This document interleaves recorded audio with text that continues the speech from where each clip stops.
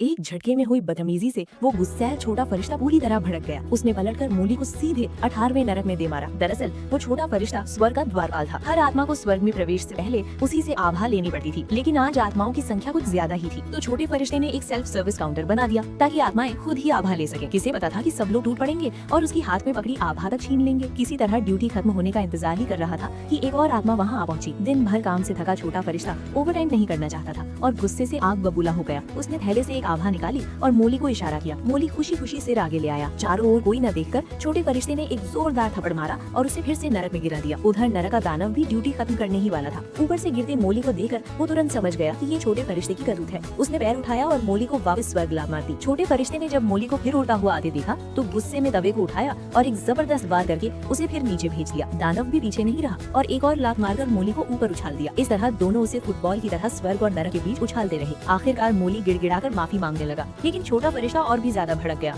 उसने अपने सारे सामान मोली पर फेंक दिए। एक कंप्यूटर लगते ही मोली सीधा नरक में जा गिरा और ठीक दानव के ऊपर जा टकराया। दानव गुस्से से आग बबूला हो गया। उसने मोली को पकड़ा, तेजी से घुमाया और पूरी ताकत से फेंक दिया। मोली मिसाइल की तरह आसमान के पार जा पहुंचा। छोटे फरिश्ते को ये देखकर अनहोनी का अंदेशा हुआ, लेकिन भगवान की नजर से ही छुप न सका। मजबूरन वो जमीन पर घुटनों के बल गिरकर माफी मांगने लगा। भगवान क्रोधित हो गए। उन्होंने छोटे फरिश्ते और दानव को महल के बाहर 500 साल तक हाथ ऊपर उठाकर घुटनों के बल बैठने की सजा दी। उधर मोली की आत्मा इतनी यातनाओं से लगभग टूट चुकी थी। अपने अपराध का प्रायश्चित करने के लिए भगवान ने अपनी दिव्य शक्ति से उसकी आत्मा को वापस मानव लोक भेज दिया। अंधेरे में मोली ने धीरे धीरे आंखें खोली। अपना शरीर देकर वो खुशी से झूम उठा, लेकिन अगले ही पल वो पूरी तरह टूट गया, क्योंकि उसकी देह पहले ही दफन की जा चुकी थी।